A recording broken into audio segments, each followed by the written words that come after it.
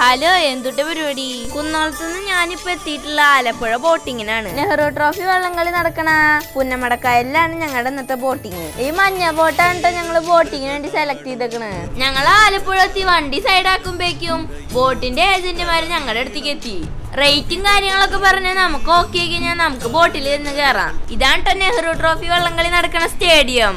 ഈ കാണുന്ന പാലത്തിന്റെ അവിടെ നിന്നാണ് വള്ളംകളി സ്റ്റാർട്ട് ചെയ്യണത്. ഓണം വെക്കേഷൻ ആയതുകൊണ്ടാന്ന് തോന്നുന്നുണ്ട് ഒരുപാട് ആൾക്കാർ ബോട്ടിങ്ങിന് വന്നിട്ടുണ്ട്. ഇത് കായലിന്റെ അരികത്തുള്ള ചെറിയ ചെറിയ റിസോർട്ടുകളാണ്. നല്ല അടിപൊളി വൈബുള്ള ഒരു യാത്ര തന്നെയായിരുന്നു കേട്ടത്. 3 മണിക്കൂർ ബോട്ട് യാത്രയ്ക്ക് 2500 രൂപയാണ് ചേട്ടൻ പറഞ്ഞിട്ടുണ്ടായിരുന്നത്. കായലിന്റെ 2 സൈഡിലും കുറെ ചെറിയ ചെറിയ വീടുകൾ ഉണ്ടായിരുന്നു. ഞങ്ങൾ 8 ആളാണ് ഉണ്ടായിരുന്നത്. ആൾക്കാരുടെ എണ്ണത്തിനനുസരിച്ചിട്ട് വലുതും ചെറുതായ ബോട്ടുകൾ ഉണ്ട് അവിടെ. വലുപ്പത്തിനനുസരിച്ച് പൈസക്കും വ്യത്യാസം വരുന്നുണ്ടാവും.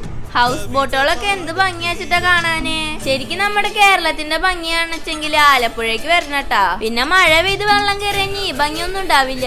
പക്ഷെ അവിടുത്തെ ആൾക്കാർക്കൊക്കെ ഇത് ശീലായിട്ടുണ്ടാവും. ഈ വീട് എനിക്ക് നല്ല ഇഷ്ടായിട്ടാ.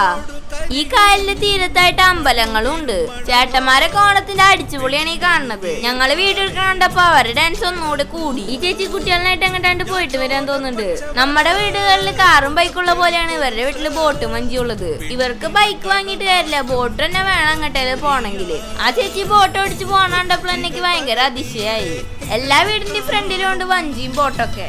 പിന്നെ ഇവിടുത്തെ വീടുകൾക്കൊക്കെ ഒരു പ്രത്യേകത ഉണ്ട്. തൂണുകൾ അടിയിൽ കൊടുത്തിട്ട് മേലെയാണ് വീടുകൾ ഉണ്ടാക്കിയിട്ടുള്ളത്. മഴ പെയ്ത് വെള്ളം കയറി കഴിഞ്ഞാൽ വീടിന്റെ അകത്തേക്ക് വെള്ളം കയറാണ്ടിരിക്കാൻ വേണ്ടിയിട്ടാണ് ഇങ്ങനെ ചെയ്തിട്ടുള്ളത്. നമ്മുടെ നാട്ടിലെ ലോറികളിലാണ് സിമെന്റ് ഒക്കെ കൊണ്ടുവരാറ്. ഇവിടെ ബോട്ടുകളിലാണ് മിക്സർ മെഷീൻ ഒക്കെ കൊണ്ടുവന്നിട്ട് വീടുകളൊക്കെ പണിയണത്. അതിന്റെ ഇടയിൽ കുറച്ച് പേര് ഇങ്ങനെ തുഴഞ്ഞിട്ട് പോകണ്ടായിരുന്നു കേട്ടാ. വെയില് കുറച്ച് കുറഞ്ഞപ്പോ ഞങ്ങള് ബോട്ടിന്റെ ഫ്രണ്ടിലേക്ക് കയറിയിരിക്കുന്നു.